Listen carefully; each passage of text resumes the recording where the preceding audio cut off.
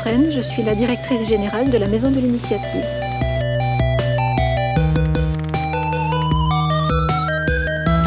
Aujourd'hui, la Maison de l'Initiative fête ses 20 ans puisqu'elle a été créée en 1994, à la fin de l'année 1994, pour accompagner des femmes qui souhaitaient créer leur entreprise. Chacun a, on va dire, ses raisons qui l'ont mené jusque-là, mais peut-être plus aussi un parcours qui est personnel et qui est individuel. Alors aujourd'hui, nous avons décidé de faire un événement plutôt festif qui met à l'honneur les entrepreneurs de notre coopérative et qui présente aussi ce qu'on imagine de notre coopérative de demain. Donc, dans un premier temps, nous avons le village des entrepreneurs qui sont regroupés par thématiques d'activités, qui vont pouvoir présenter leur activité.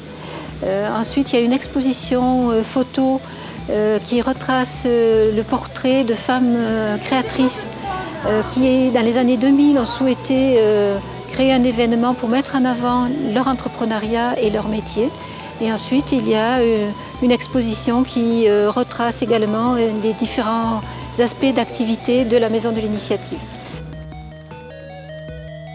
Dans le statut d'entrepreneur associé, donc on est à la fois entrepreneur, c'est-à-dire on développe notre propre activité, on est responsable du développement de cette activité au même titre que n'importe quel entrepreneur, et parallèlement on est aussi associé de la coopérative, parce qu'on est partie prenante dans le développement d'une entreprise collective.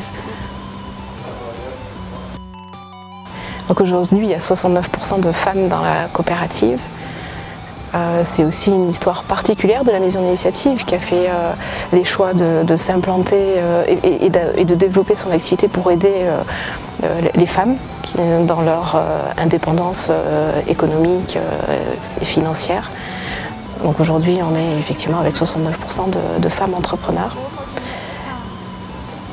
Et ce qui est intéressant aussi, c'est de voir l'évolution depuis 20 ans.